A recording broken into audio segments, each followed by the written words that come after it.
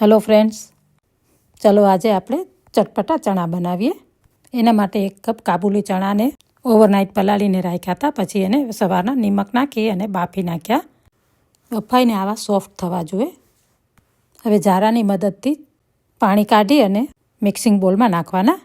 હવે એની અંદર black salt, લાલ મરચું, હળદર, થોડો ચાટ મસાલો, નિમક મેં બાફવામાં નાખ્યું તો હવે એને બધી સરખી રીતે મિક્સ કરી દેવાનો. કઢી પત્તા કે લીલા ધાણાના પાનને ડ્રાય રોસ્ટ કરી હાથથી મસળી પાવડર કરીને નાખવાના. 15થી 20 મિનિટ ઢાંકીને રહેવા દેવાના. ત્યારબાદ એની અંદર કોર્નફ્લાવર નાખી અને મિક્સ કરવાનો. અહીંયા મેં 1 ટેબલ સ્પૂન નાખ્યું છે અને મિક્સ કરું છું. તમારે જોવાના હજી ચણા કોટ ન થયા હોય કોર્નફ્લાવરમાં તો બીજો એડ કરી અને મિક્સ કરવાનો. ચણા મિક્સ થઈ ગયા છે અને તેલ પણ ગરમ થઈ ગયું છે, તો ચણાને તળી લઈએ.